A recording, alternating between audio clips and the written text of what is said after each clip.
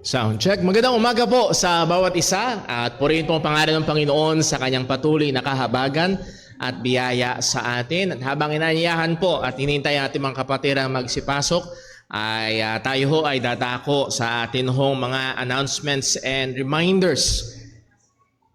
Una ho muna ay gusto nating i-welcome ho ang ating panauhin na imbitihan ho ng Aquino family. Anong pangalan niya, Brother Gerard? Si? Kuya Alvin Alvarez, welcome po sa Jesus Christ Baptist Church. Sana ho hindi ito yung una't huli, kundi una't simula na tayo magkasama-sama sa ating pagsamba sa ating Panginoon. And then welcome back kay Nailani. Ang tagal natin hindi nakasama si Nailani. Purihin ang Panginoon, kasama namin kayo ngayon. And then also sa nanay po ni Sister Pinky, pinagpe-pray po natin siya. So salamat at kasama namin kayo ngayon. Pagbati ho muna sa mga magdiriwang ng kaarawan ngayong linggo, bukas! Sarado ulit, nung nakaraang linggo nagsarado na yung ang San Vicente, bukas sarado ulit, birthday ni Brother Roger. Roger, panon siya? Junior, advance happy birthday ho. And then also, siguro nakanood sa atin online ang Estohero family, advance happy birthday sa Friday, sa October 11 kay Kuya Joseph Estohero.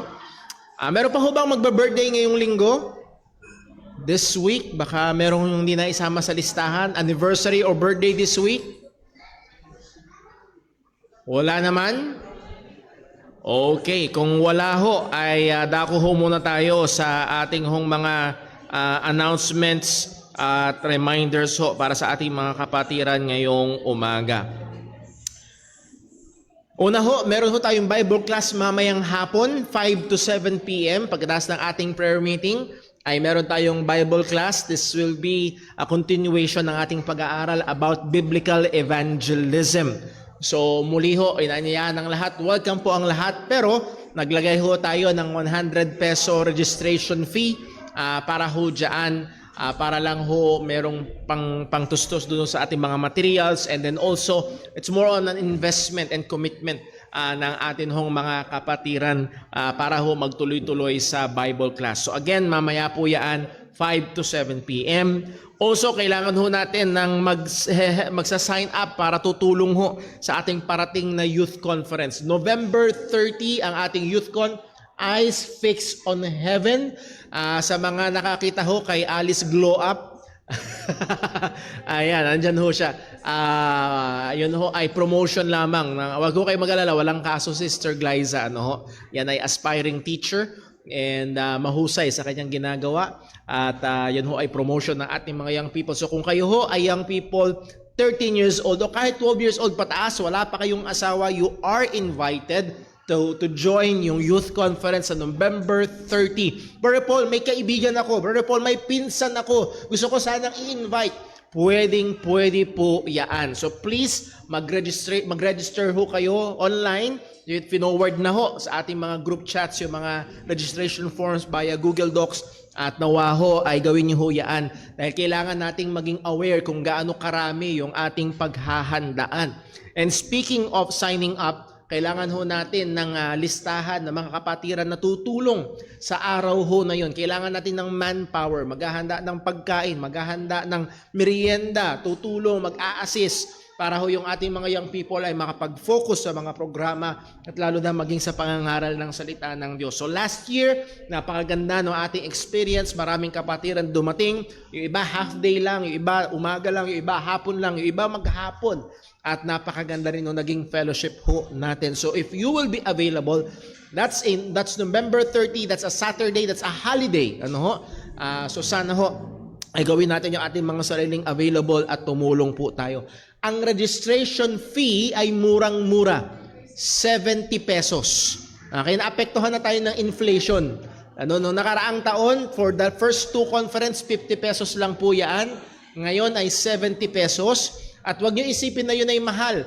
May merienda pagdating niyo. May merienda pagkatapos ng unang preaching. May tanghalian na bigatin. May merienda pagkatapos ng kalawang preaching. At meron pang merienda pagkatapos ng last preaching. So 5 kain ho yun. Okay? At ang atin hong YouthCon ay kilala sa 2 bagay. Binubusog ang mga umaaten. Binubusog spiritually at binubusog physically. So ilang beses na yon na kayo ng kanila, binusog mo kami brother, binusog nyo kami. At so again, yun hong 70 pesos is just to, ano matawag dito? I-subsidize lang ng kaunti yung ating magiging gastos. Dahil ito talaga ay ministry ng church. At gagastosan ho talaga ng church ho ito, and yearly ho natin itong ginagawa para mag-serve sa mga young people. We're looking forward to about 90 to 120 na mga kabataan na darating from different churches. May manggagaling ng San Mateo Rizal, may manggagaling ng Pampanga, and so on. So nawaho ay may manggagaling ng Marikina, and yung mga dati pa nating nakakasama. So pagpreho natin at nawa ay gamitin ng Diyos ang gawain na ito. Una, para magligtas ng mga kabataan. Pangalawa, para banalin ang mga mananampalataya. And then pangatlo, who knows? Maaaring gamitin ng Diyos ito upang tumawag ng mga susunod na henerasyon ng mga manggagawa sa iglesia ng ating Panginoon. Lastly, pag-pray ho na, sunod ho na announcement, kailangan din natin ng magsa-sign up ho para ho sa ating parating na Church Overnight Fellowship. Yan ay December 26 and 27. Muli, kailangan namin agad kung ilan ang sasama.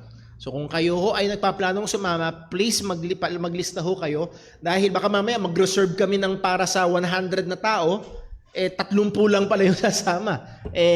Yari tayo doon, no? Magiging malaking gastos. So kailangan natin yung bilang ng mga sasama. Please do sign up para lang ho magkaroon tayo ng idea. Kung gaano at makita natin kung alin yung mga lugar na pwede ho nating puntahan. Also, may Joy Fellowship po mamaya, mga young people. This is, kumbaga, crunch time na ng inyong paghahanda. A month or 2 months, more or less 2 months to go para ho sa YouthCon. So please, kailangan ho kayo. Kung ayaw yung sumama ulit ang loob ni Brother Daryl, kailangan ho kayo umattend sa Joy Fellowship. Mamaya po yan, 12:30, tama? 12:30 ho ng tanghali. Kung pwede niyong planuhin na dito na kayo mag-lunch, ay mas maganda. Next po, ang ating fellowship area, doon sa labas. Kung nakikita niyo ho, mayroong laruan ng mga bata, mayroong nursery, mayroong Sunday school room ng mga bata at may fellowship area. Please, yung hong ating mga bata ay paalalahanan natin na hindi ho tambayan yung fellowship area. So, agad maaari, kausapin natin sila na sila ay kailangan magstay dito sa loob ng ating worship area at hindi tumambay doon sa labas. So maganda na bago pa man din tayo pumunta dito sa church ay paalalahanan na po natin sila. Okay? Wag na ho nating lagyan ng sign dyan, bawal ang tambay dito. Okay, wag na ho. And so muli ay panatilihin natin ng kaayusan, ang kalinisan ng ating church, maging sa ating mga CR, sa ating fellowship area. Salamat sa Diyos sa mga kapatiran na patuloy na nakakatuwang sa mga gawain. Ako ho ay very much appreciative sa ating BTS ministry, BTS, Break Time Snack. Break Time Snack Ministry. Ito hong nawawalang bata sa harapan ay pakikuha niyo ho. Lia, punta ka kay Ate Liza. No. Umuwi. Okay. So muli ho, ay paalala lamang ho yun na panatilihin natin. At muli, salamat ho sa mga nag-sign up ho dun sa ating Break Time Snack Ministry. At kanina ay tayo ay binusog ni Sister Margie, purihin ng Diyos, sa masarap na spaghetti aloha. Kung di nyo natikman, sorry. Madalang lang ang spaghetti may pinya. Okay. So masarap na masarap. Okay, so yun ho ang ating mga announcements and reminders. At nawa ho ay patuloy natin ipag-pray ang buong gawain na ito. Mamaya ho ay meron ho tayong pagdadaos ng Lord's Supper. Nawa ihanda natin ang ating mga sarili sa pagdaos niyan at lalo higit sa pagsamba sa Panginoon. Speaking of that, tayo ay magkakaroon ng ilang sandali ng tahimik at personal na pananalangin upang hingin natin ang tulong, gabay at pagsiyasat ng Panginoon sa atin upang maging handa tayo sa pagsamba sa Kanya. Manalangin po tayo.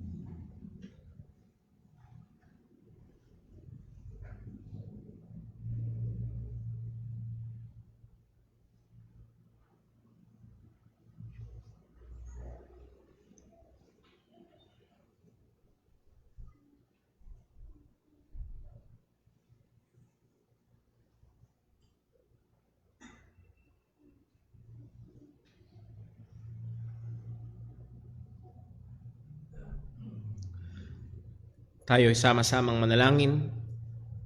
Panginoon naming Diyos, sa aming Ama sa langit, aming pinupuri at pinapasalamatan ka, O Diyos, sa iyong biyaya, sa iyong kahabagan, sa iyong habag na bago tuwing umaga. Kung kaya kami, Panginoon, ay nagpapatuloy at hindi napupugnaw dahil dakila ang iyong katapatan. O Diyos, hindi dahil karapat-dapat kami o dahil maganda ang performance namin kahapon ng mga nakaraang araw. Sapagkat alam namin, O Diyos, na kami ay nagkukulang at nagkakasala sa iyo. Lord, ang lahat ng ito ay dahil ikaw ay tapat, dahil ikaw ay mabuti, dahil ikaw ay mabagal sa pagkagalit, dahil ikaw ay mabiyaya. Purihin ka, O Diyos. Salamat. Salamat, O Diyos, sa iyong mahabang pasensya sa amin. At hindi lamang yun, salamat sa pagsustento mo sa amin. Maging sa aming mga pisikal na pangangailangan, sa aming mga material na pangangailangan. Salamat, O Diyos, sa pagkakaloob mo nito. Salamat sa buong linggo na pag-iingat. Salamat, O Diyos, maging sa mga pagkakataon na maaaring hindi namin pansin ang iyong kamay na nagpoprotekta, gumagawa at gumagabay. Purihin ka, O Diyos, sa napakaraming pagpapala na ito. Ngunit walang papantay sa biyaya mo na sumagana sa amin sa pamamagitan ng aming Panginoong Hesukristo. Diyos na nagkatawang tao na matay sa krus para bayaran ng aming mga kasalanan, muling nabuhay upang sino mang sa Kanya ay sumasampalataya ay magkaroon din naman ng buhay na walang hanggan at tunay na kaligtasan. Salamat, O Diyos, sa iyong pagliligtas. At bilang iyong mga tinubos kami ngayon nanditipon upang sambahin ka sa Espiritu at katotohanan, tulungan mo nawa kami, O Diyos. At totoo ang iyong salita, nagnanasa kaming gumawa ng mabuti, ngunit narito pa rin, Panginoon, ng kasamaan. At ito pa rin na nakatahang kasalanan. Ang dami pa rin umaagaw ng aming atensyon. O Diyos, sa iyong biyaya, tulungan mo kami na imbis na ito, O Diyos, ang mga alalahanin, ang mga problema, even mga karamdaman, imbis na humatak sa amin palayo sa iyo, O Diyos, nawa ito'y gamitin mong instrumento upang lalo kaming itulak palapit sa iyo. I-expose mo, O Diyos, kung gaano kami kahina upang kami ay tumakbo sa iyo para sa kalakasang kailangan namin. Gamitin mo ang iyong salita upang patuloy kaming banalin. Gamitin mo ang iyong katotohanan upang patuloy na magligtas ng mga wala pa sa kay Kristo Jesus. O Diyos, patuloy mong luwalhatiin ang iyong pangalan sa aming gawain, sa aming pananalangin, pagkakaloob, sa pag-aawitan, na maging sa pangangaral ng iyong katotohanan. O Diyos, nawa ikaw lamang ang maitaas. Seleksikin mo kami, O Diyos, ngayon sa anumang mga kasalanan, mga nagawa namin, nasabi namin o naisip o ninasa man lang namin na hindi ayon sa iyong kalooban. O Panginoon, patawarin mo kami at sa kapangyarihan ng Banal na Espiritu, tulungan mo kami na patuloy na labanan o patayin ang mga kasalanang nakatahan sa amin. O Diyos, lahat ng ito ay aming inihiling sa iyo sa ngalan ng aming Panginoong Hesukristo. Amen. Magsaya po tayong lahat at tayo po ay umawit sa ating Panginoon.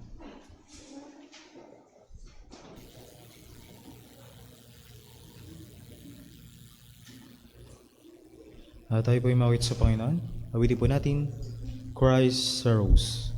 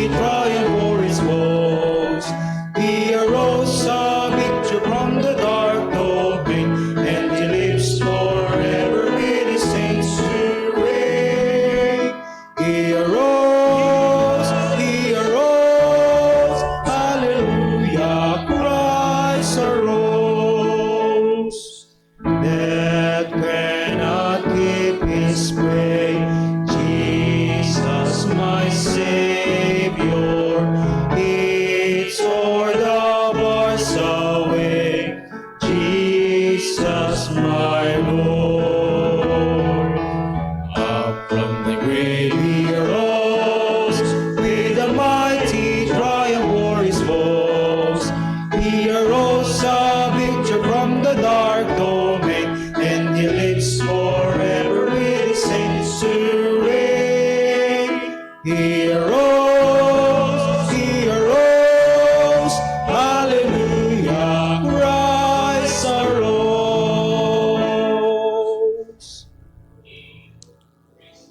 At tayo po ay manatili na tayo para po sa ating pagkakaloob.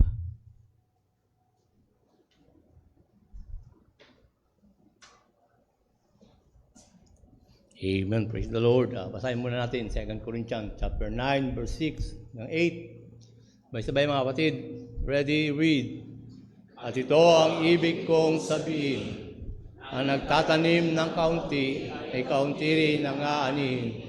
At ang nagtatanim ng marami ay marami rin ang aanihin. Ang bawat isa ay magbigay ayon sa ipinasya ng kanyang puso. Hindi nahihinayang o napipilitan lamang, sapagkat iniibig ng Diyos ang masayang nagbibigay. Kayo ng Diyos, kakalooban kayo ng masaganang pagpapala sa lahat ng bagay, upang maging masagana kayo sa lahat ng uri ng mabuting gawa, habang pinupunan ang lahat ng inyong mga pangailangan sa tuwin. Amen. Let us pray, mga kapatid. Ama naming Diyos sa langit, banal at makapangyarihan sa lahat, muli Panginoon, kami po ay sama-sama, Panginoon, ay inyong mga anak na muli nagpupuri, magluluhalati sa iyong dakilang pangalan, Ama. Ito ay sa pamamagitan lamang, Panginoon, ng iyong anak, na ang Panginoon sa Kristo, na siyang namamagitan sa amin at sa inyo, Lord. Salamat sa biyayang ito, Panginoon, na ibigay sa amin, biyaya ng kaligtasan, magitan ng pananampalataya sa iyong anak na muling namatay at muling nabuhay. Gaya namin kinanta, Panginoon, kung walang pagkabuhay na muli, ay baliwala ang aming pananampalataya, Lord. Muli salamat sa pagkabuhay ng iyong anak, ng aming Panginoon sa Kristo. Muli, Panginoon, sa aming pagkakaloob ngayong umaga, nawa, maluwalhati po kayo, Panginoon, na pag-aralan namin ang patungkol sa pagbibigay sa iglesia, Panginoon. Nawa, Panginoon, kami umunlad at matuto, Panginoon, sa iyong salita upang kami makapagkaloob sa inyo, Panginoon, ng tamang pagkakaloob. Alam namin, Panginoon, sa una pa man ay naghandog na ang unang tao, Panginoon, sa inyong harapan. Ngunit, Panginoon, ay ito ay nagpapatuloy sa inyong iglesia upang mapunan, Panginoon, ang mga pangangailangan ng iglesia sa lokal na iglesia ito, Panginoon. Muli salamat sa lahat. Sana, Panginoon, ay bumahagi kami, Panginoon, sa pagkakaloob ngayong umaga. Tulungan niyo po kami. Itama niyo po, Panginoon, ang aming kaisipan, ang aming puso, Panginoon, ay baguhin niyo sa aming pagkakaloob. Naway magkaloob kami na may kagalakan sa iyong harapan, sapagkat lahat na naman na ito na aming tinatangkilik sa aming mga buhay ay mula sa inyo, Ama. At wala po kaming ipagmamalaki anumang halaga o anumang mga kakayahan na aming nagawa sa ganang aming sarili, kundi sa pamamagitan lang, Panginoon, na yung biyaya na ibinibigay sa amin sa araw-araw. Tulungan niyo po ang bawat isa, Ama, at maluwalhati po kayo. Kundi po sa aming pakikinig ng iyong salita, Ama. Kayo po ang maluwalhati. Ito ang tunay na magpalakas sa amin, ang iyong pagpapahayag ng iyong salita sa amin, at matuto kami, Ama. Muli salamat sa aming samot dalangin sa pangalan po na yung bugtong na anak, aming Panginoong Kristo. Amen.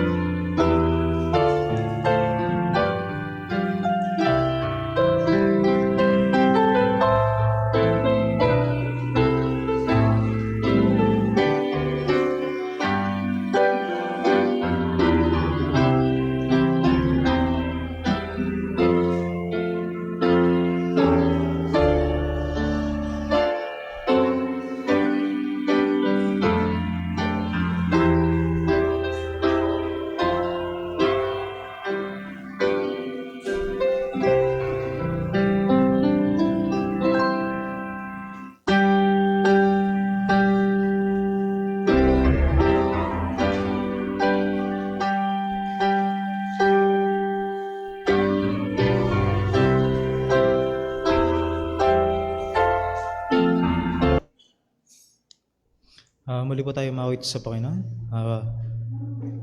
Awitin po natin, tangi ang dugo ni Kristo.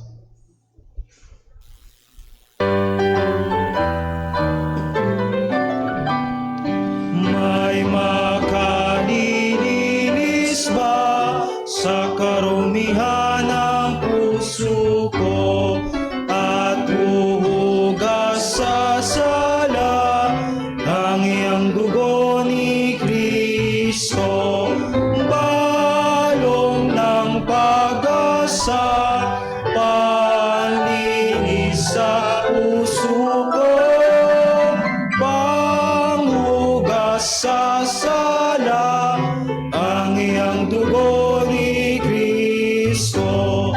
Kung patawad ang nais, magpasakop ka kay Kristo. Puso mo ay nilinis ang sa dugo ni Kristo, balong ng pag-asa, panlinis sa puso ko, panghugas sa sala ang iyang dugo ni Kristo. Tayo'y may katubusan dahil sa dugo ni Kristo. Ang ating kapanalan dahil sa dugo ni Kristo, balong ng pag-asa, panlinis sa puso ko, panghugas sa sala ang iyang dugo ni Kristo. Siya ang ating pag-asa at kapayapaang tunay. Lapit na't manalig ka sa dugo ni Kristo lamang, balong ng pag-asa, panlinis sa puso ko, panghugas sa sala ang iyang dugo ni Kristo.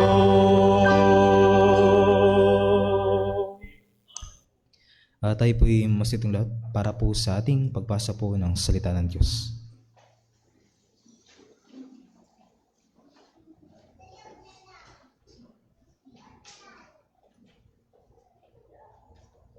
Purihin po ang ating Panginoon para po sa pagbasa ng kanyang mga salita. Atin pong basahin mula sa Aklat ng Roma, chapter 11, verse 33 to 36. Ready? Read. Napakadakila ng kabutihan ng Diyos, napakalalim ng kanyang karunungan at kaalaman. Hindi natin kayang unawain ang kanyang mga pasya at pamamaraan. Gaya nga ng sinasabi sa kasulatan, sino kaya ang makakaunawa sa kaisipan ng Panginoon? Sino kaya ang makakapagpayo sa Kanya? Sino kaya ang makakapagbigay ng anuman sa Kanya para tumanaw siya ng utang na loob? Sapagkat ang lahat ng bagay ay nanggaling sa Kanya at nilikha ang mga ito sa pamamagitan niya at para sa Kanya. Purihin ang Diyos magpakailanman. Amen. Pagpalain po ng Diyos ang pagbabasa ng kanyang mga salita, maaari na po tayong magsiupo.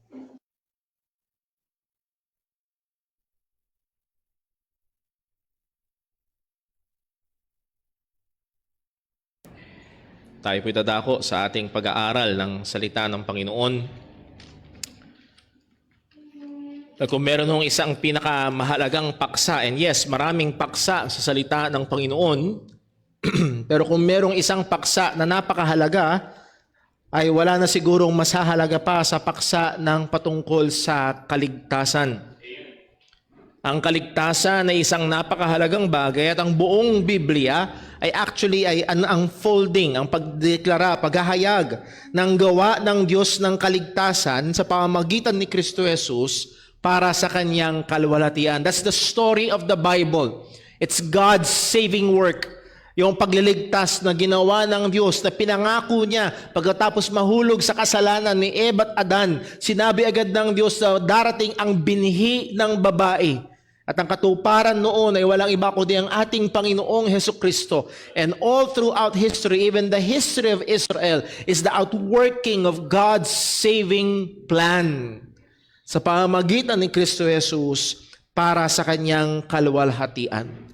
Now, kung merong isang libro sa Biblia, kung pipili lang tayo ng isa, and yes, marami. We have the book of Galatians, we have the book of Ephesians, and other books na nagtuturo patungkol sa kaligtasan. Pero kung merong isang aklat sa Biblia na talagang sumesentro, at hindi lang basta sumesentro, kung hindi nagdadive ng malalim patungkol sa doktrina at mga katotohanan patungkol sa kaligtasan, ay walang iba yon kung hindi ang book of Romans. And I hope hindi nyo pa nakakalimutan na tayo ay nasa serye ng pag-aaral sa Book of Romans. And I would like to apologize sapagkat natagalan ng husto bago tayo bumalik dito. Last tayo nag-aral ay nung April 28, 2024. That's 5 months ago nung huli tayo nag-aral. So babalikan natin ngayon ang pag-aaral sa Book of Romans. But when I reviewed, nung huli nating pag-aaral ay nandun tayo sa Romans chapter 11 verse 16. At tingin ko ho, magiging mahirap. At lalo na ho, kung kayo ay hindi natin nakasama doon sa nakaraang, and it was surprising sa akin na nagsimula tayo ng pag-aaral sa Book of Romans noong April 1, 2019. So, more than 5 years na. Pero pag sinuma total nyo, yes, may mga break time ho yan, kagaya nitong naging break time natin ng 5 months ng pag-aaral. More or less 2.5 years na tayo nag-aaral pagdating sa Book of Romans. Pero as we will be doing this morning, yung ating pinag-aralan ng more or less 2.5 years, ay susubukan nating reviewin ngayong umaga. So hindi ito magiging katulad ng ating usual na pag-aaral where we dig down deep sa mga talata. It will be more of an overview, pero ang goal ko ho ay para masundan natin ang flow of thought ni Apostol Pablo, and Lord willing, next Sunday, pagbalik natin sa Romans chapter 11, verse 16 and onwards, ay magkakasama na tayo at walang maiiwan sa biyahe. Ang atin ng pag-aaralan ngayong umaga, ito ho ang mensahe. All of salvation is from God, by God, and for the glory of God alone. And we as recipients of His saving grace must continually be amazed, affected, and moved by this wonderful saving work of God through Christ. Ang kabuuan ng kaligtasan ay mula sa Diyos, sa pamamagitan ng Diyos, at para sa kaluwalhatian ng Panginoon lamang. At tayo bilang mga tumanggap ng Kanyang nagliligtas na biyaya ay kailangang tuloy-tuloy na mamangha, maapektuhan at makilos ng napakagandang pagliligtas na ito na ginawa ng Diyos sa pamamagitan ni Kristo. Bago tayo magpatuloy, tayo ho muna ay manalangin. Panginoon naming Diyos, aming Ama sa langit, maraming salamat po. Salamat sa dakilang kaligtasan. Salamat, O Diyos, sapagkat Ikaw ay isang Diyos na tapat sa iyong salita. As we have stated noon pa lamang pagkatapos magkasala ni Eva at Adan, ay nagsabi ka na, nangako ka na na darating ang binhi ng babae na dudurog sa ulo ng ahas. O Diyos, dumating ang aming Panginoong Hesukristo.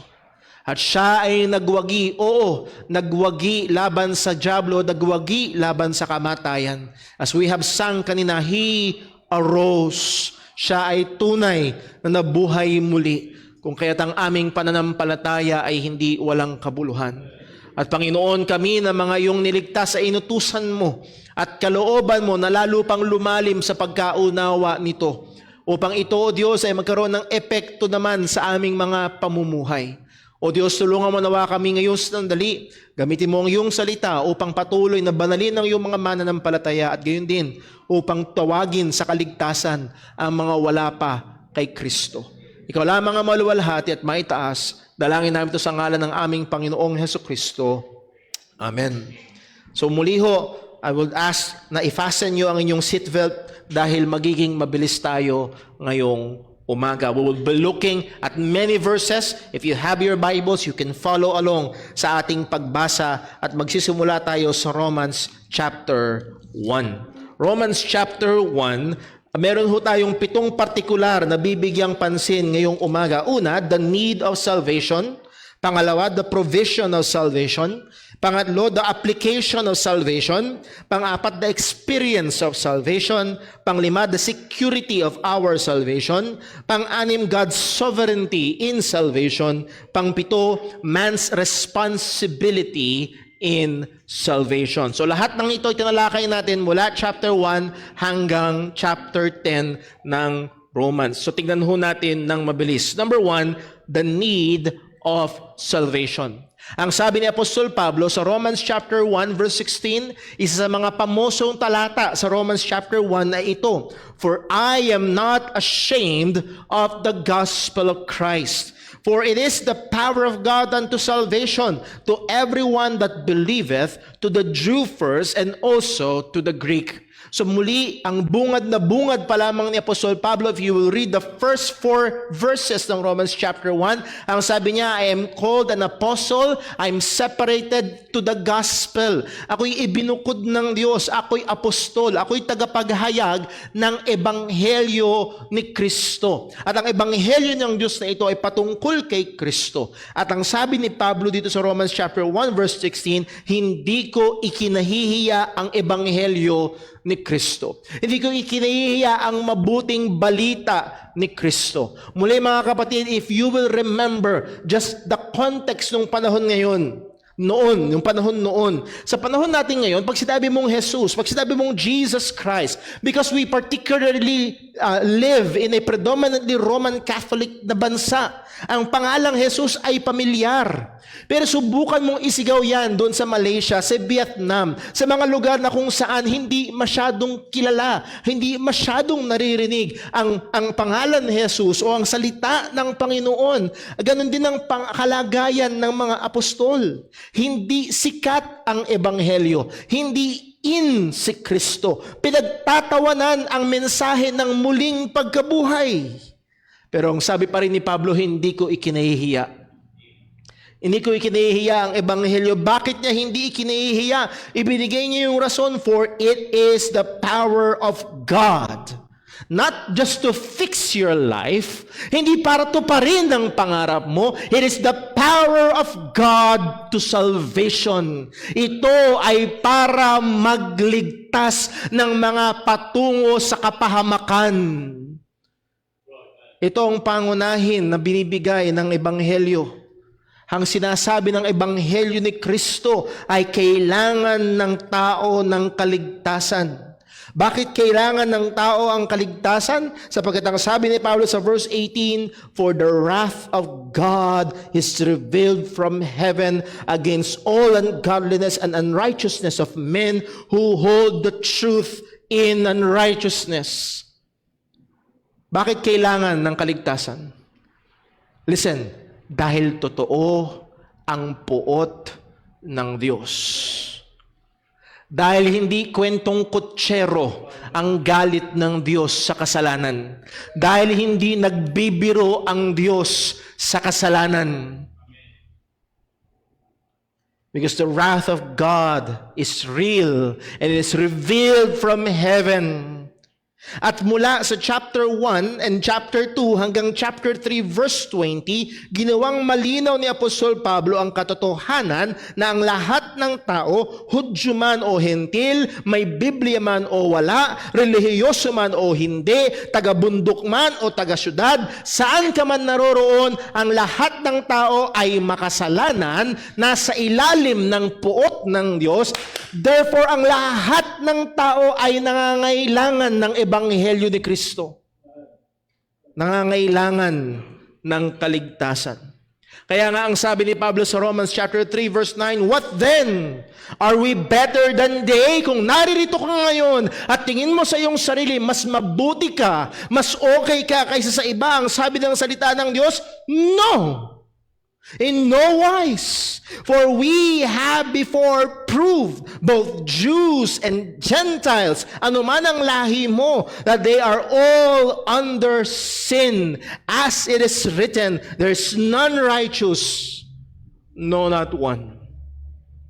Ngayong panahon ho natin ngayon, hindi ko anuman ang lahi mo, anuman ang relihiyon mo, there is none righteous, no, not one.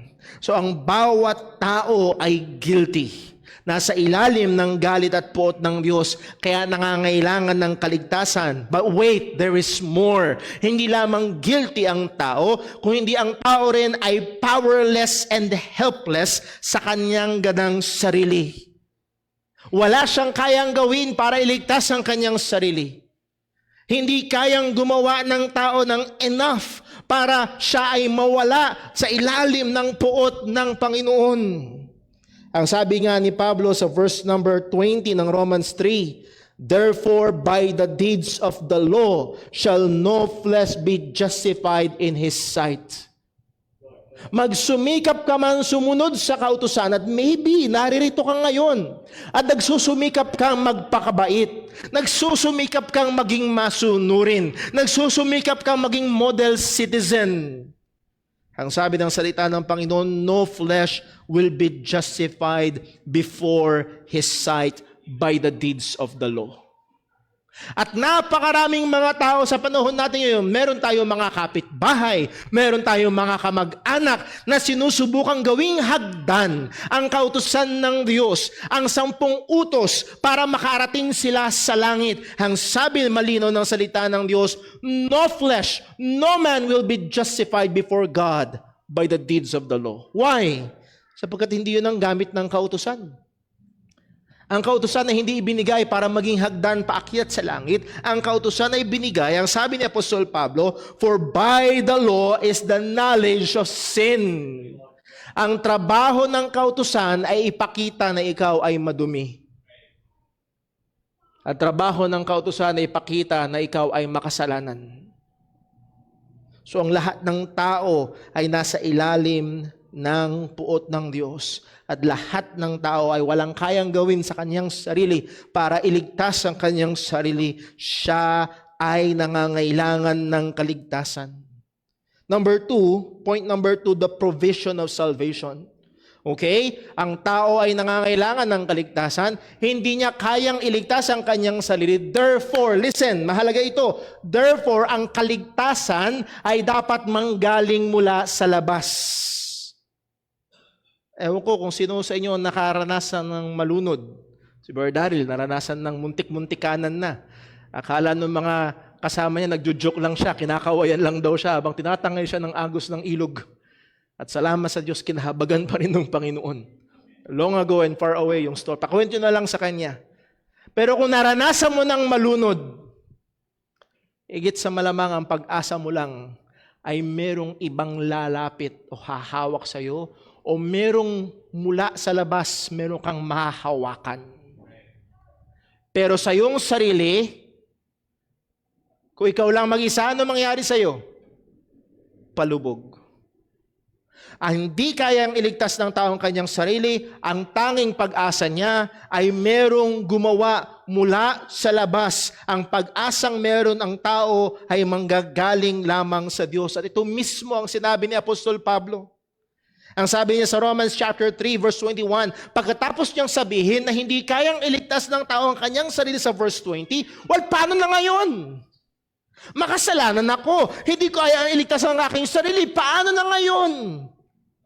Well, ang sagot dyan sa verse number 21, but now, and again, isang paborito kong salita sa Bible, yung word na but. Ano yung ibig sabihin nun? It's a change of direction. Hindi mo kaya, pakapatung ka sa pahamakan, nasa ilalim ka ng puot ng Diyos, wala kang magagawa, but, now, the righteousness of God without the law is manifested, being witnessed by the law and the prophets. Yung katuwiran, or sa lengguwahe ng Book of Romans, yung katuwiran ng gagaling sa Diyos, yung kaligtasan na binibigay ng Diyos, Hiwalay sa kautusan, ito daw ay isang kaligtasan o katwiran na hiwalay sa kautusan, at ito daw ay pinapatotohanan ng law and prophets. Ito rin yung tinuturo ng lumang tipan. Hindi nagtuturo ng ibang daan ng kaligtasan ng lumang tipan.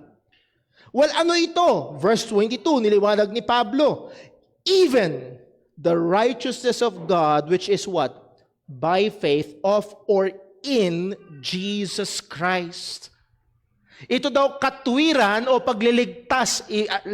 Balikan natin, makasalanan tayong lahat, hindi natin kayang iligtas ang ating sarili, tayo ay nasa ilalim ng poot ng Diyos, so ang tanging pag-asa natin ay kung magkakaroon ng katwiran o pagliligtas na galing sa labas. At meron daw binigay ang Diyos, at ito binigay ng Diyos na katwiran na ito ay sa pamamagitan ng pananampalataya kay Jesus Christ. Even the righteousness of God, which is by faith of or in Jesus Christ, kanino daw ito? Unto all and upon all them that believe. For there is no difference, walang pagkakaiba. For all have sinned and come short of the glory of God. Pantay-pantay tayo makasalanan. Pagdating sa verse 24, being justified freely by His grace through the redemption that is in Christ Jesus. At muli gusto kong diinan yung verse 24, being justified freely by His grace. That's why we stand in sola gratia. Grace alone. Biyaya lang ng Diyos ang pag-asa natin. Hindi natin kaya sa ating sarili. Pag tayo lang lulubog, hindi tayo karapat-dapat sa kaligtasan. Tayo nga ay makasalanan. Dapat sa atin ay parusa. Pero naging mabiyaya ang Diyos, being justified freely by His grace. Paano yun? Through the redemption that is in Christ Jesus.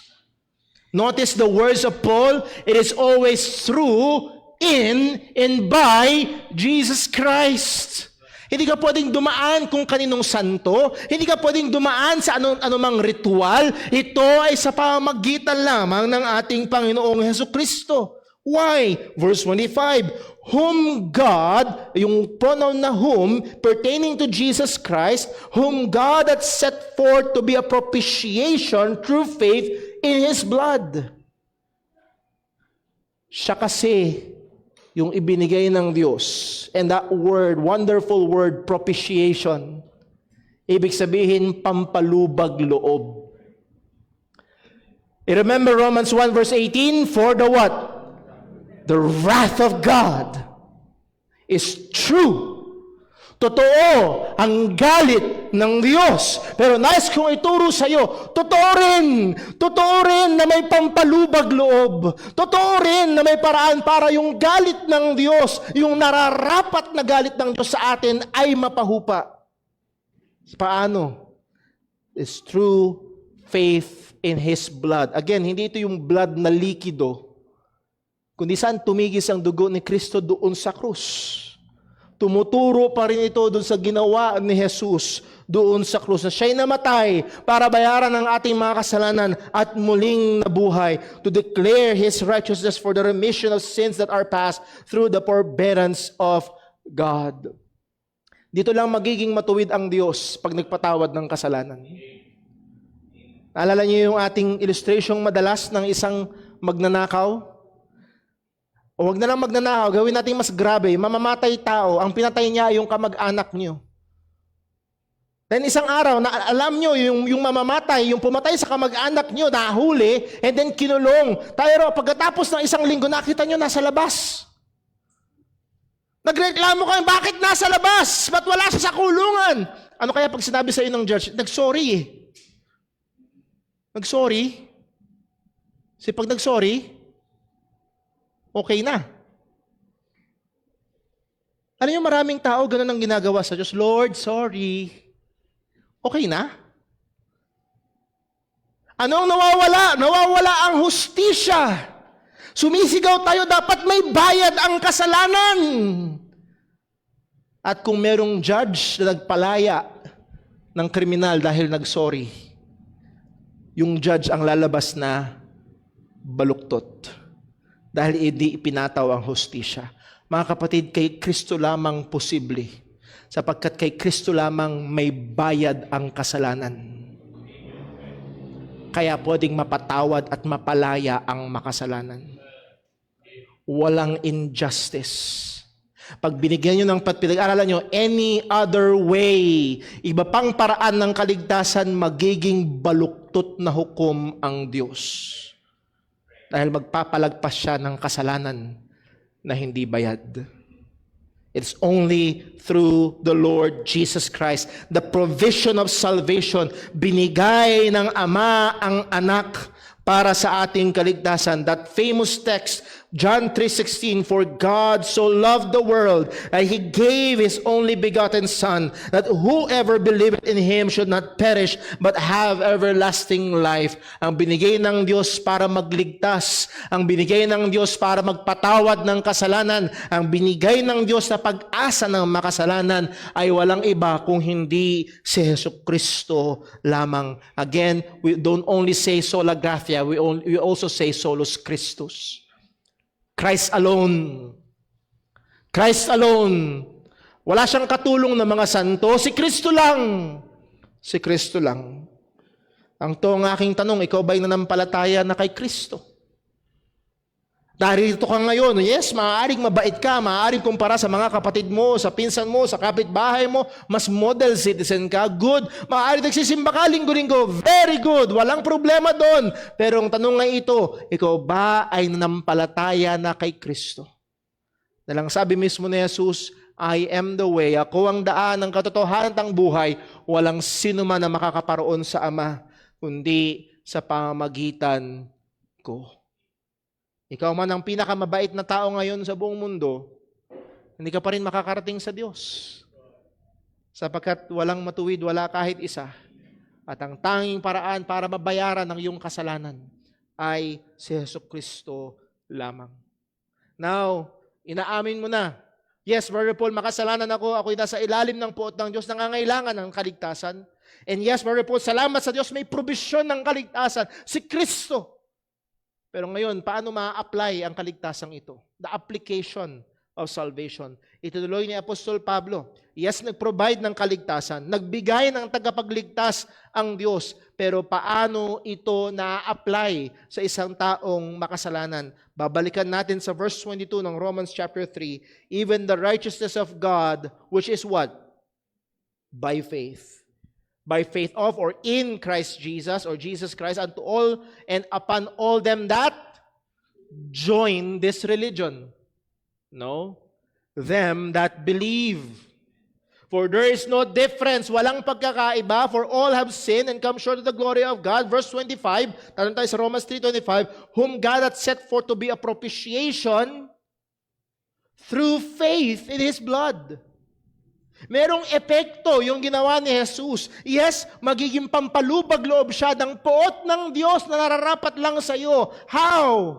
It's not by rituals. It's through faith in His blood, sa kanyang ginawa doon sa krus. Verse 26, to declare, I say, this time, His righteousness, that He might be just and the justifier of him which what? Believeth or have faith in Jesus. Kaya nga ang tanong ni Pablo sa verse 27, where is boasting then? Itong kaligtasan na dinisenyo ng Diyos is, kung merong bulletproof, it's pride-proof. Walang lugar ang kayabangan sa kaligtasan. Walang pwedeng magmayabang na magsabing, kasi ako. Where is boasting then?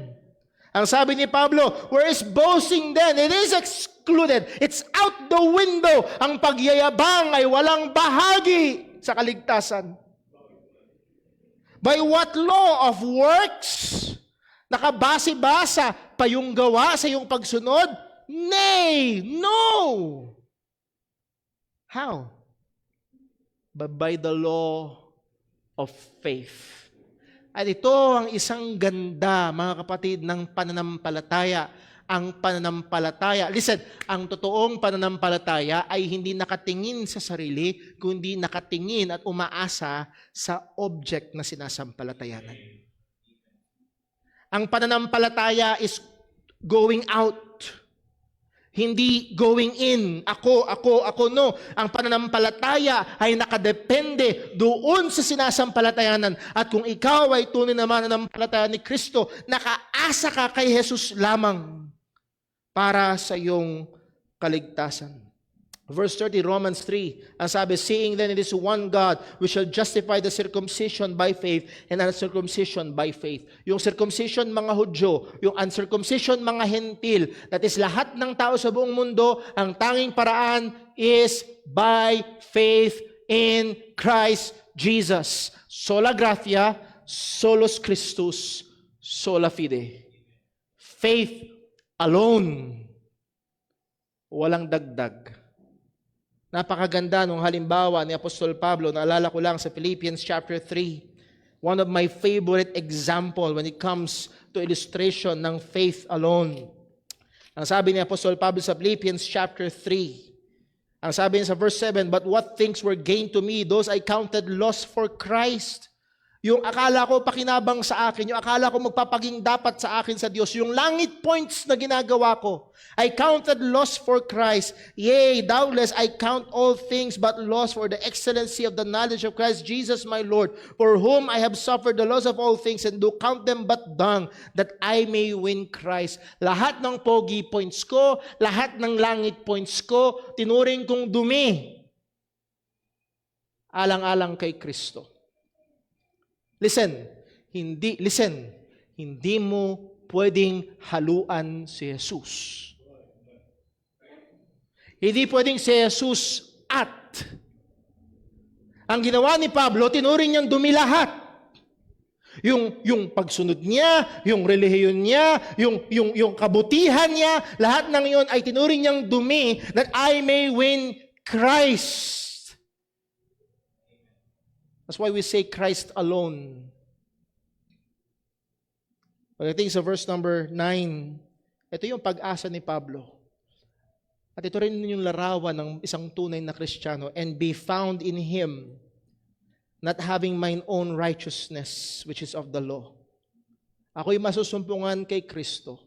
Ako'y haharap sa Diyos, hindi dala-dala yung aking sariling katwiran sa pamamagitan ng kautusan, which is of the law, but that which is through the faith of or in Christ, the righteousness which is of God by faith. Ang tanging pag-asa ko ay hindi yung katuwiran ko, hindi yung kabaitan ko, hindi yung membership ko, hindi yung pagsisimba ko. Ang tanging pag-asa ko ay yung katwiran na galing sa Diyos sa pamamagitan ng pananampalataya kay Kristo.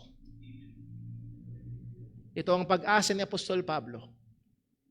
Ito ang tanging pag-asa ng lahat ng makasalanan.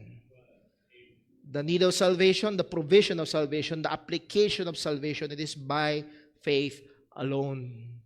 For the lack of time, hindi natin mapupuntahan. Sa Romans chapter 4, nagbigay ng 3 ebidensya si Apostol, actually 2 ebidensya si Apostol Pablo. Ang ebidensya ni Abraham, Romans chapter 4 verse 30, si Abraham ay nanampalataya sa Diyos at binilang siyang matuwid.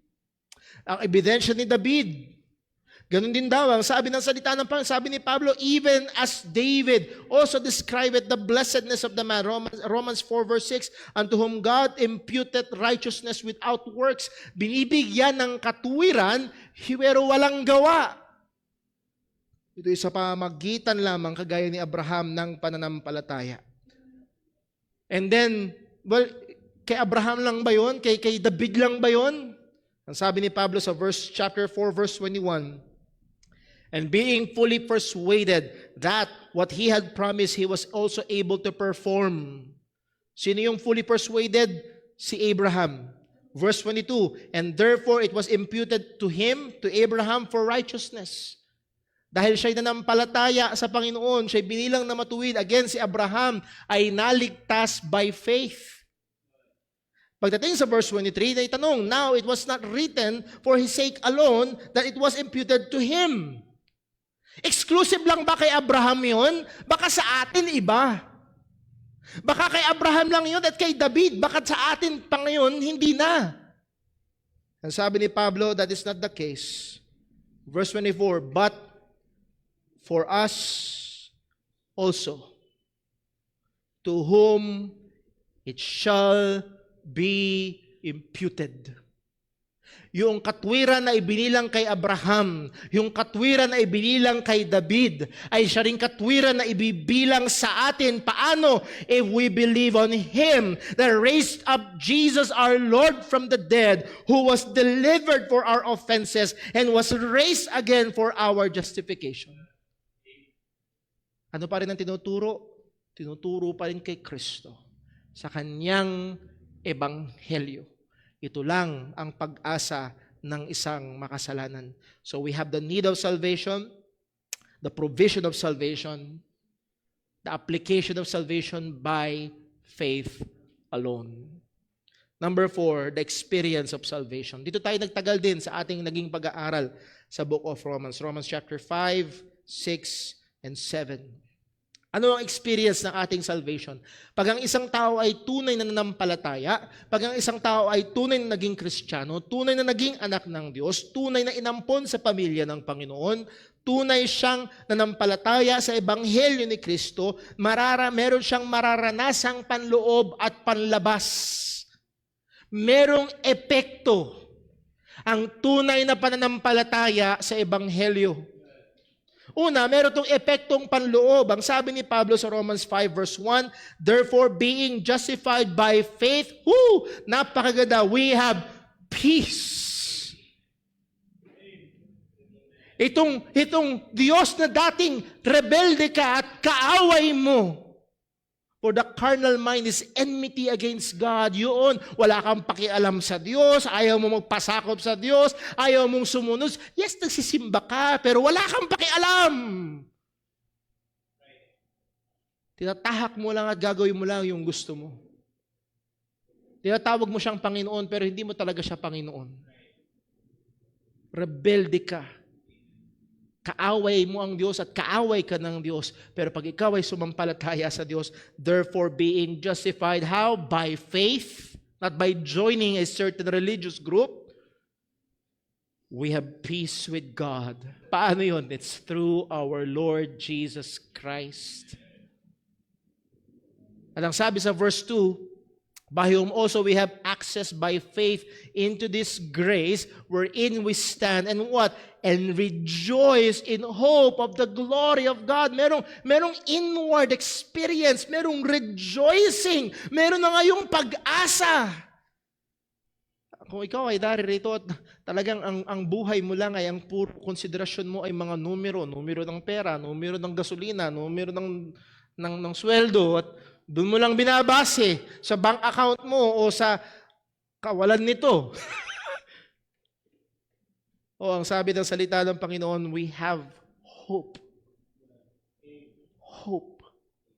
Sa isang mundo na pabulusok sa kasalanan, sa isang mundo na palayo ng palayo sa Diyos, sa isang mundo na hindi na kayang sabihin kung ano ang lalaki at babae,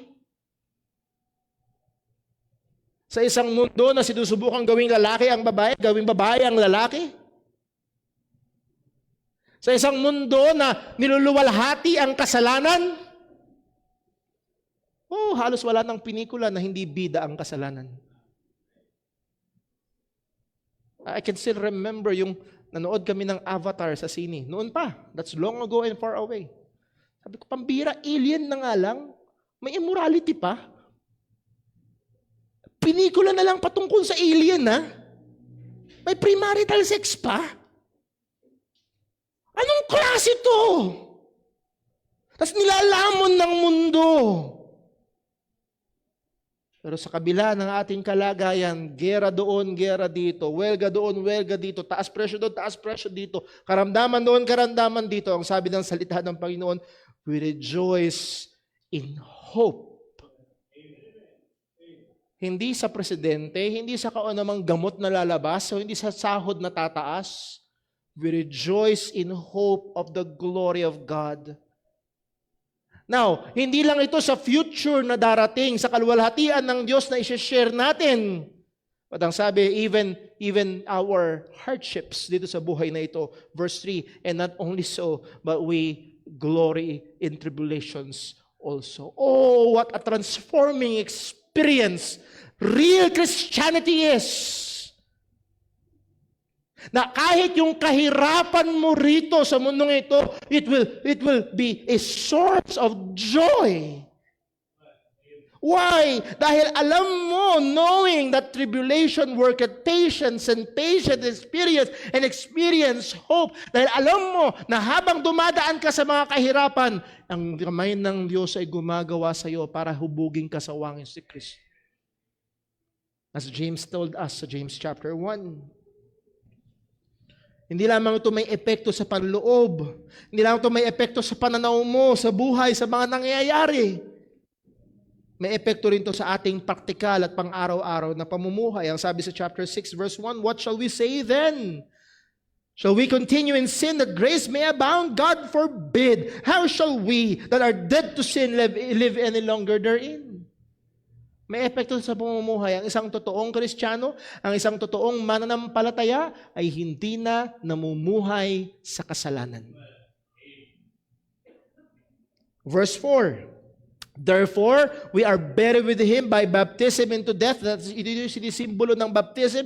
Ikaw'y nalibing na kasama ni Kristo, that like as Christ was raised up from the dead by the glory of the Father, even so we, Paul included, all believers, Jews and Gentiles, we also should walk in the newness of life. Kaya nga totoo ang sinabi ng mga, believe si Paul Washer nagsabi, hindi mo pwedeng sabihin na nakilala mo talaga ang Diyos na walang epekto sa buhay mo. Yung mga encounter retreat, encounter camp, na-encounter namin ng Diyos, tapos walang epekto sa'yo. Sabi niya, pag na-encounter mo yung bus, may epekto sa'yo. Subukan mo. Naka-encounter ka ba ng bus? Tapos walang epekto sa'yo? Pwede ba yun? Ano ang mas malakas ang kapangyarihan? Ang Diyos o ang bus? Tapos sasabihin mo na-encounter mo ang Diyos, tapos walang epekto sa buhay mo? Hindi uubra. Higit sa malamang nagsisinungaling ka, hindi mo talaga na-encounter ang Panginoon. Ang sabi sa verse number sa Romans chapter 6 verse number 18, epekto sa pamumuhay, being then made free from sin, ye became the servants of righteousness. Ito yung message ko kanina, pinost ko kanina sa social media habang binabalikan, minimeditate ko yung mensahe ngayong umaga. Meron lang dalawa. Sabi sa verse 18, being made free from sin, ye became servants of righteousness. Walang nasa gitna. Either ikaw ay alipin ng kasalanan o alipin ka ng Diyos sa katwiran. Either way, pareho kang alipin. At ang tunay na kalayaan ay sa pagiging alipin ni Kristo. Being made free from sin, ye became the servants of righteousness. This is true. Hindi ito nakadepende sa feelings mo. Ito ay totoo. Kapatid, kung ikaw ngayon ay totoong mananampalataya ni Kristo, yes, maaaring pakiramdam mo ang bigat. Nung nakaraang 1-2 linggo, pakiramdam mo, puro katalunan. Let this be a reminder sa iyo. This is true. You are a servant of righteousness. At hindi ka babase sa feelings mo. Babase tayo sa katotohanan. Ikaw ngayon nakikipaglaban sa kasalanan at maaaring sugatan, pilayan, duguan. Pero ito pa rin ang katotohanan, kapatid. Take courage. Kung ikaw ay totoong mananampalataya ni Kristo, ikaw ay alipin ng katwiran. Pagdating sa verse 19, I speak after the manner of men because of the infirmity of your flesh. For as ye have yielded yourselves servants to uncleanness and to iniquity, unto iniquity, even so now, ngayon, Kristiyano na kayo, anong kailangan gawin? Yield your members. Again, hindi ito members ng church. Yield literally the body parts. Yield your physical body. Yield yourself. Even so now, yield your members servants of righteousness unto holiness. Meron itong epekto. Hindi pwedeng, basta love ko si Jesus, basta may faith ako kay God, yung buhay ko ganito, pero basta may faith ako kay... Hindi! Merong itong, kung totoo ang pananampalataya sa Ebanghelyo, narito ang utos ng Diyos, yield yourselves as instruments of God unto holiness. Now, sa experience ng kaligtasan, merong totoong labanan. Hindi ito walk in the park. As we have reminded ng mga nakaraan, patungkol sa pananalangin, tayo ay nasa isang gera. Nasa isang labanan. At habang tayo ngayon, yes, tayo alipin na ng katwiran, meron pa rin nakatahang kasalanan sa atin. Ang sabi ng Romans 7 verse 21, I find then a law that when I will do good, evil is present with me. This is Apostle Paul. Okay? This is Apostle Paul. Kaya yung mga napapakinggan nyo, katulad ni Kibuloy na nagsabing, hindi na ako tinatablan ng mga tuksong ganyan. Sabihin niya yun sa likod ng rehas. Kahit si Apostol Pablo, sabi niya, when I desire to do good, evil is present. Mas banal ka ba sa apostol? Merong labanan. Sabi ko nga sa inyo mga kapatid, kahit nagpipreach si Brother Paul sa likuran ng pulpito, o kahit nakaupo kayo nasa loob ng church, nasa gawain ng pagsamba, we desire, we would do good, but evil is present. Kaya hindi solusyon na tumira ka sa bundok kasi kasama mo pa rin. Kasama mo pa rin. Now, ito ang malaking pagkakaiba sa verse 22. For I delight in the law of God after the inward man. Do you delight in the law of God? Meron ka bang kagalakan? Meron ka bang pagnanasa, pagmamahal? Maganda ba? Masaya ba? Valuable ba sa iyo ang kautusan ng Diyos, ang pagsunod sa Diyos, ang kabanalan? I'm not asking kung perfect ka. No, kahit si Apostol Pablo, sabi niya, yung gusto kong gawin, hindi ko magawa. Yung ayokong gawin, nagagawa ko. Perfect ba siya? No. Pero isa sa ebidensya ito ay delight in the law of God, in the inward man. Yes, may imperfections. Yes, may kasalanan. But I delight in the law of God. Ito ay isang bagay na hindi mo pwedeng pikiin. Kung narito ka ngayon at wala kang pakialam, okay? Wala kang pakialam sa salita ng Diyos, wala kang desire na luwalhatiin ng Diyos. Ako'y natatakot para sa iyo, higit sa malamang hindi ka Kristiyano. Kahit marami kang alam na doktrina, maaaring banal ka pag-araw ng linggo, maaaring okay ka sa harapan ng asawa o ng mga anak mo, pero you cannot wait hanggang sa akala mo walang nakatingin. Ninanasa mo, inaasam mo, makawala, makaalis. Dahil ang gusto kong gawin ay yung mga bagay na taliwas sa Diyos. Yun ang malaking pagkakaiba kay Apostol Pablo. Ang isang tunay na Kristiyano sa experience niya, merong struggle. Merong struggle. Verse 23, but I see another law in my members. Pakinggan niyo kung paano to describe ni Pablo, warring against the law of my mind. There is a literal war. Ang Kristiyano ay hindi ang marka ng pagiging Kristiyano ay hindi pagiging perpekto. Ang marka ng isang Kristiyano, siya'y nasa labanan. At makikita mo, duguan, may pasa, may bali, may saklay, pero nasa labanan. Kaibigan, kung wala kang pakikipaglaban sa kasalanan, o kung nagpapakilala kang Kristiyano pero wala kang pakikipaglaban sa kasalanan, nakakatakot ang kalagayan mo. Baka meron ka lang kaalaman ng Ebanghelyo pero hindi tunay na pananampalataya. So there is war. Sa experience natin ng pagiging totoong ligtas, kung ikaw ay totoong ligtas, merong labanan. The need of salvation, the provision of salvation, the application of salvation, the experience of salvation. Pero sa kabila ng labanan na yon, kung ikaw ay totoong mananampalataya, may security ang ating salvation. Pagkatapos sabihin ni Apostol Pablo na merong labanan, pagkatapos sabihin ni Apostol Pablo na hindi siya perpekto, pagdating sa chapter 8, Romans 8 verse 1, sabi niya, there is therefore now what? No condemnation to them which are in Christ Jesus. Mga kapatid, ito lang ang pag-asa natin.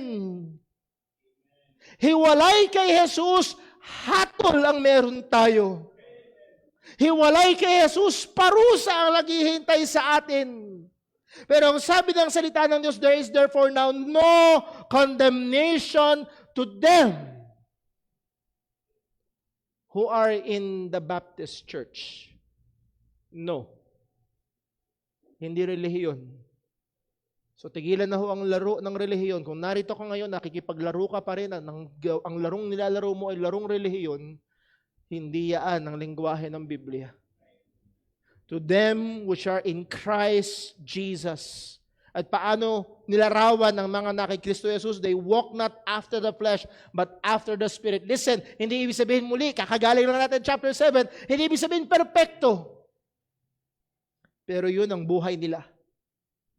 They walk, they live, they strive after the Spirit. E nakita natin, ang ating salvation ay secured. Hindi dahil sa ating performance. Salamat sa Diyos kasi kung base sa performance, kakasabi lang ni Pablo, yung ayokong gawin, nagagawa ko. Yung gusto kong gawin, hindi ko nagagawa. Kung base sa performance, si Pablo mismo ay hindi rin maliligtas. Pero bakit secured ang ating salvation? Dahil sa banal na Espiritu, dahil sa Ama at dahil sa Anak. Anong sabi ni Apostol Pablo? Sa Romans chapter 8 verse 11, but if the Spirit of Him that raised up, Romans 8:11, but the Spirit of Him who raised up Jesus from the dead dwell in you, He that raised up Christ from the dead shall also quicken your mortal bodies by His Spirit which that dwelleth in you. Kung nasa iyo talaga ang banal na Espiritu na tumatahan sa bawat tunay na mananampalataya ng Ebanghelyo, meron kang tuyak at tunay na pag-asa ng muling pagkabuhay. Verse 16, the Spirit itself beareth witness with our spirit that we are the children of God. Ang banal na Espiritu mismo ay nagpapatunay. Yung nakatahan sa atin ng banal na Espiritu, nagpapatunay na tayo yung mga anak ng Diyos. At kung mga anak, ano daw? Then heirs. If children, then heirs. Tagapagmana, heirs of God, and join heirs with Christ. Tagapagmana ka ng Diyos, magmamana ka ng kaharian ng Diyos, kung ikaw ay anak ng Diyos. Kung ikaw ay tunay na mananampalataya ni Kristo. So kung nasa iyo ang banal na Espiritu, tiyak na tagapagmana ka ng Diyos. Hindi lang yun, sigurado ang ating kaligtasan, secured ang ating kaligtasan dahil sa Ama. Ang sabi ng Romans 8 verse 31, what shall we say then to these things? If God be for us, who can be against us? Again, hindi ito verse na pwedeng ilagay sa basketball jersey nyo tapos sigurado ng panalo kayo. O sa shoes, tapos sigurado na blessing ni God. No, ang usapan dito ay salvation. At pagdating sa kaligtasan, kung ikaw ay kay Kristo, kung ikaw ay sa Diyos, kakampi mo ang Diyos. At kung ang Diyos ay kakampi mo at para sa iyo, ang tanong ay ito, sino ang makakagawa at magtatagumpay laban sa iyo? May makakagapi ba? Wala. May makakatalo ba sa pagliligtas ng Diyos? Wala. If God be for us, who can be against us? Verse 32, He that spared not His own Son, but delivered Him for us all, how shall He not with Him also freely give us all things? Again, ang context ito ay salvation. Kung binigay na ng Ama si Jesus para iligtas ka, hindi niya ba ibibigay ang lahat ng kailangan para isustain ka? Ang sagot ay ano? Yes, isusupply. Yes, isusupply. Verse 33, who shall lay anything to the charge of God's elect? Sino makakapaghabla Sinong successful na makapaglalatag ng kaso laban sa mga hinirang ng Panginoon? Ang sagot dyan ay wala. Bakit? It is God that justifieth. The Supreme Court of Heaven ay humatol na. Ang Diyos ang nagdeklarang matuwid. Paano ka naging matuwid? Sa pamamagitan ni Kristo Jesus. Kasi sa pamamagitan ni Kristo Jesus, bayad ang iyong kasalanan. So kung diniklara ka na ng Diyos na matuwid, paano ka pa mapapahamak? At hindi lang yun, ang gawa ng anak. Ang gawa ng anak. Sinubukan ko ho, pero umabot lang tayo sa Romans 8. Dito tayo matapos, kaysa masyado kong bilisan na hindi nyo maintindihan. The work of the Son. The work of the Son. Bakit tiyak ang ating kaligtasan? Dahil sa gawa ng anak. Again, hindi dahil sa gawa natin. Hindi mo na maintain ang kaligtasan dahil nagsisimba ka linggo-linggo o nagpe-pray ka gabi-gabi.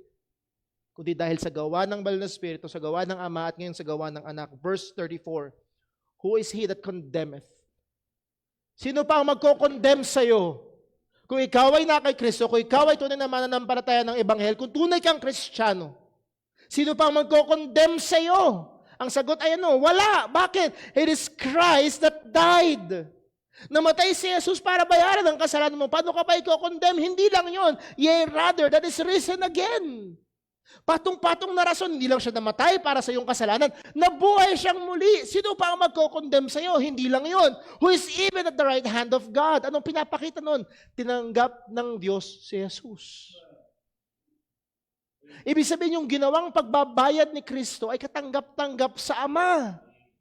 He is at the right hand of God. Paano mangyayaring ikaw ay makukondena pa? Well, wait, hindi lang yun. Ang sabi ng salita ng Diyos, He also maketh intercession for us.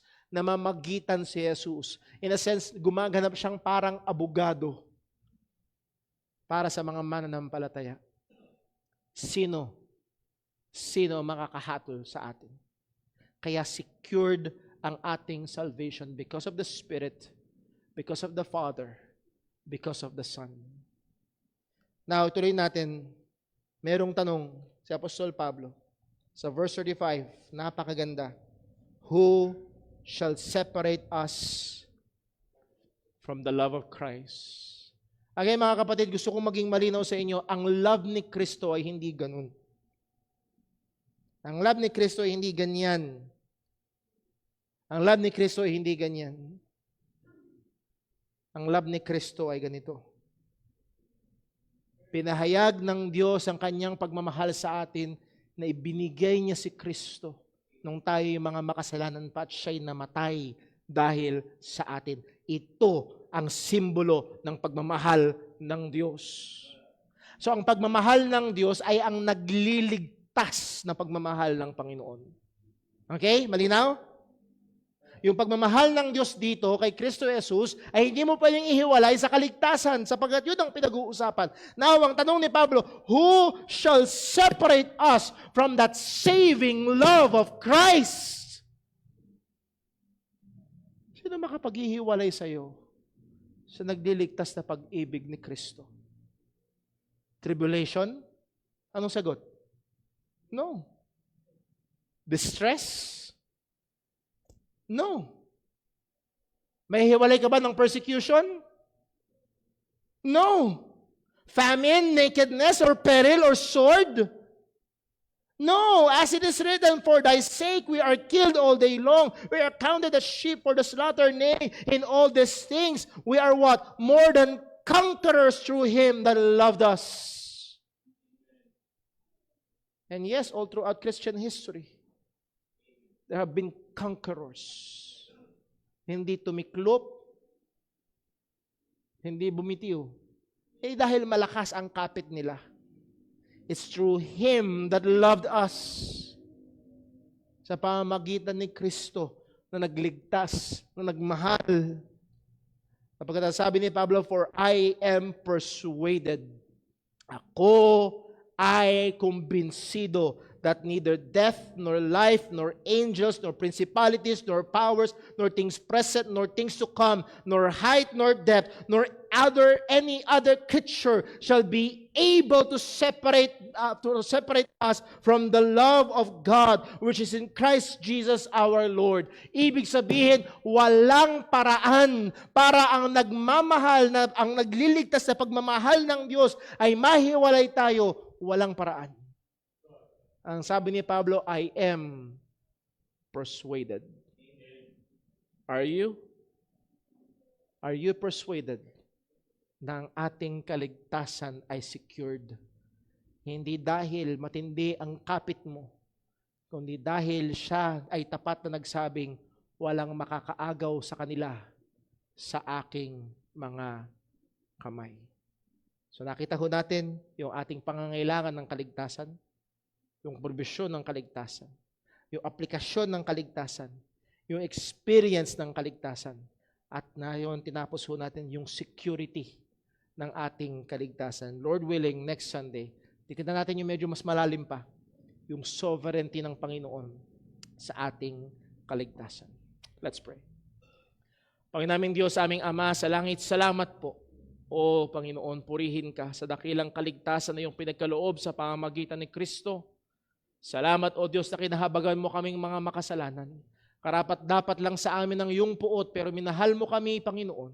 Sabi ng iyong salita, pinili mo kami bago pa itatagan sa libutan. O Diyos, hindi namin kayang isipin at sukatin kung paano nangyaring kaming mga makasalanan ay minahal mo at ibinigay mo si Kristo. Ngunit, O Diyos, ito ang katotohanan. Ito ang nakikita namin sa iyong salita.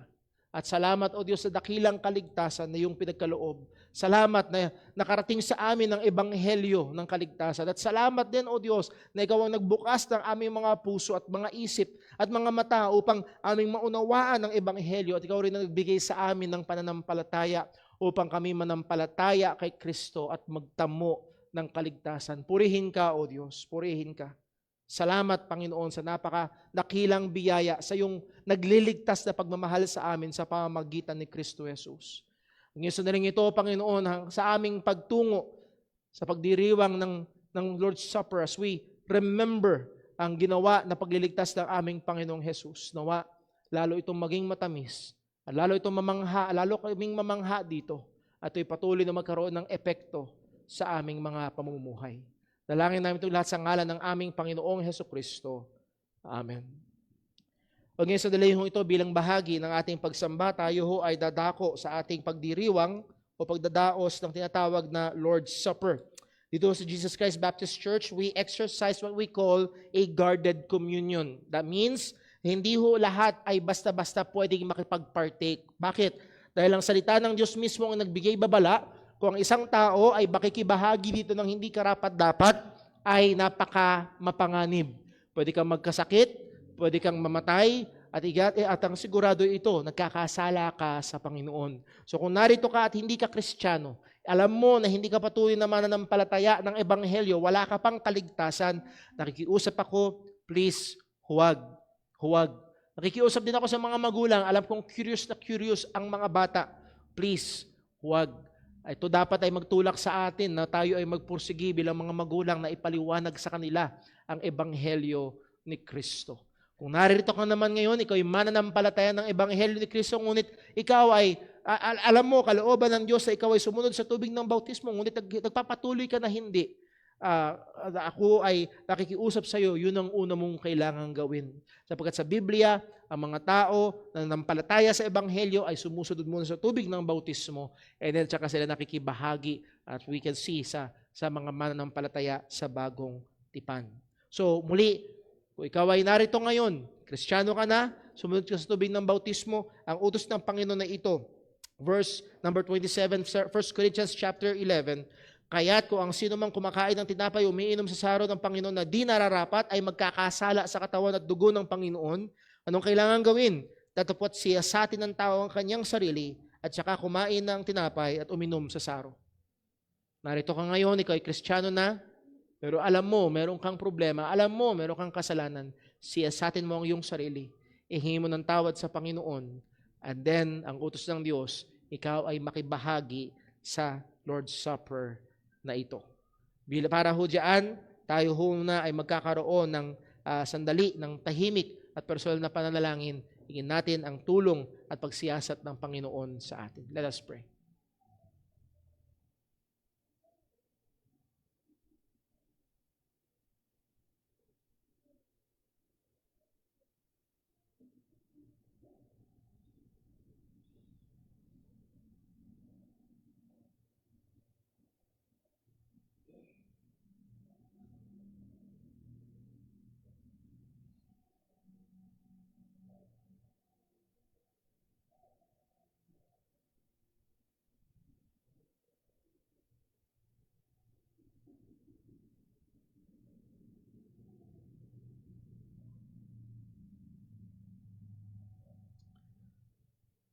Manalangin po tayo. O naming Diyos, aming Ama sa langit, o Diyos, dakila, banal, matuwid, Ikaw na Diyos na namumuhi sa kasalanan. Salamat, O Diyos, sa dakilang kaligtasan na iyong pinagkaloob sa amin sa pamamagitan ni Kristo. Salamat sa awa, sa habag, at lalo't higit sa iyong pagmamahal. Salamat sa kapatawaran ng kasalanan na meron kay Kristo Jesus. Salamat po sa iyong mga salita na amin na pag-aralan. Lord, salamat sa katotohanan na sino mang na kay Kristo Jesus ay wala ng hatol. Ngunit kagaya rin ng amin na pag-aralan, kami na mga mananampalataya ay nandun pa rin ang pakikipaglaban sa kasalanan. O Diyos, salamat po at kami ay patuloy na umaasa, tumitingin lamang kay Kristo. Sapagkat sa pamamagitan lamang niya merong kapatawaran ang aming mga kasalanan. O Diyos, ngayon sa daling ito, sa aming pagdadaos ng Lord's Supper, tulungan mo nawa kami. Ang utos mo sa iyong salita ay gawin namin ito sa pag-alaala sa iyo. Kaya, O Diyos, anuman ang aming kalagayan, anuman, O Diyos, ang aming gagawin, ang lahat daw ang ito, Panginoon, ay maging instrumento mo upang ibaling kami at alalahanin si Kristo. Pagpalain mo po, O Diyos, ang bawat elemento, maging ang pagdadaos nito, dalangin natin sa pangalan ng aming Panginoong Hesukristo. Amen. Hiningan ko ho yung ating mga deacon, si Brother Junjun, si Brother Alex, makatulong natin si Brother Daryl, si Brother Jasnel na lang po. Brother Jasnel, please come. Wala yung ibang mga deacons po natin.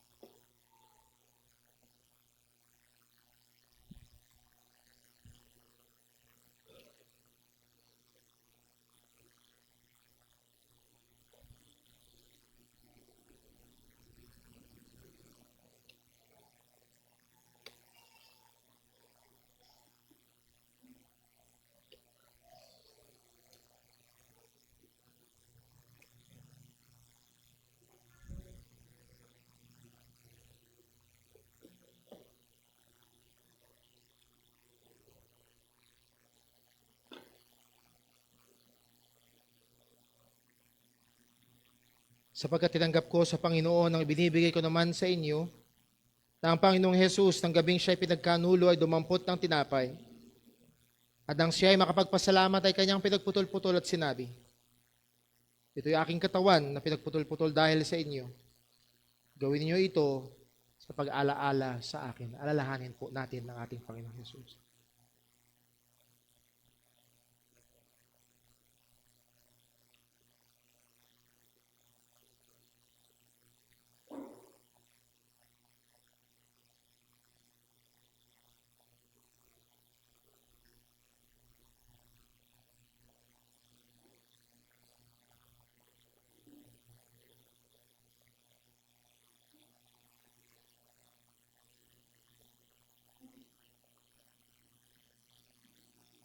At gayon din naman, hinawakan ng saro pagkatapos na makahapon na sinasabi, ang sarong ito ay siya'y bagong tipan sa aking dugo.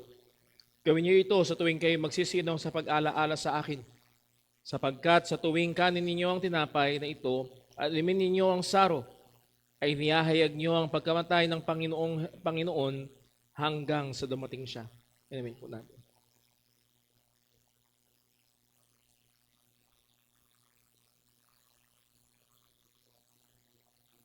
Dalangin po tayo.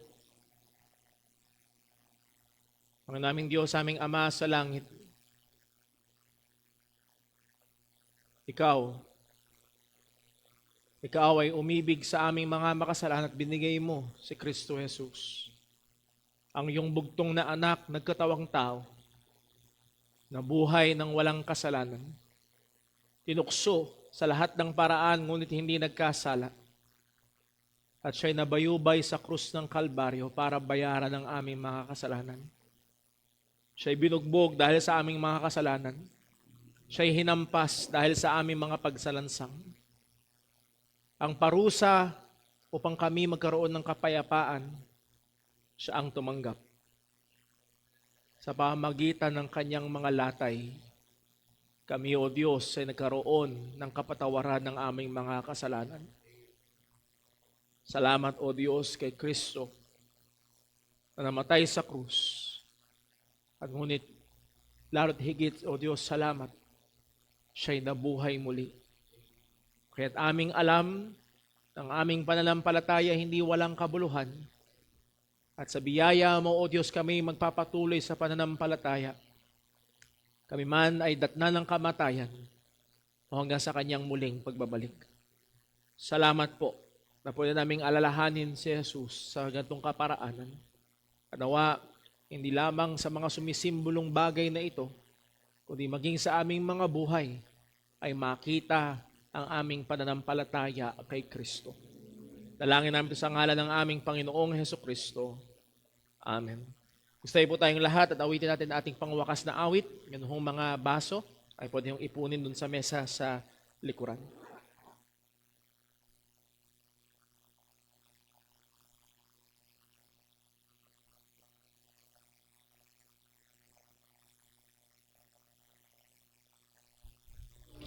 Tayo po yung mawit sa Panginoon.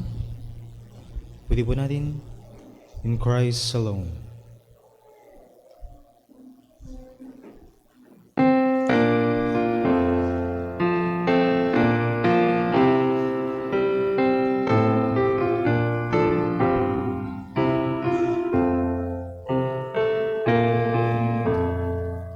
In Christ alone, my hope is found.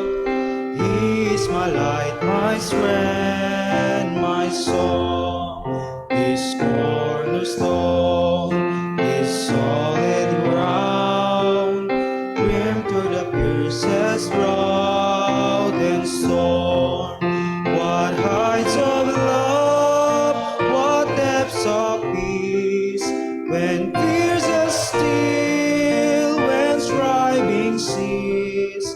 My comforter, my all in all, here in the love of Christ I stand.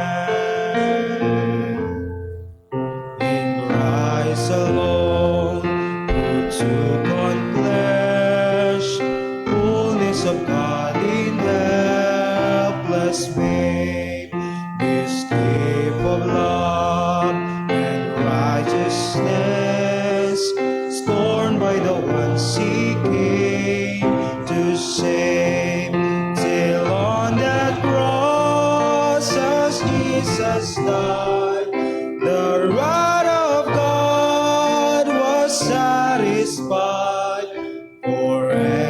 sin.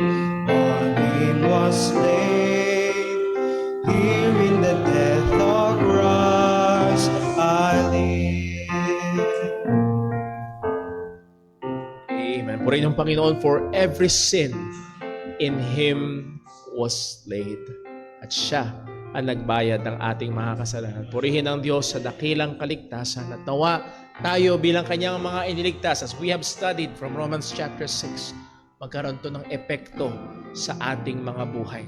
Tayo ay mga alipin na ng katwiran para sa kapurihan ng kanyang pangalan. At sa ating paghiwa-hiwalay nawa ang pagmamahal ng ating Ama, ang biyaya ng ating Panginoong Hesukristo, at ang kapangyarihan ng Banal na Espiritu ay sumabawat isa sa atin. Tayo nga ay patuloy na maging maliwanag na ilaw at maalat na asin saan man tayo tinawag ng Panginoon. God bless po, magandang tanghali. Tinagtatapos ang ating gawain ng pagsamba. Reminder po sa mga young people, 12:30 ay meron na kayong Joy Fellowship. 2:00 po ang ating afternoon service.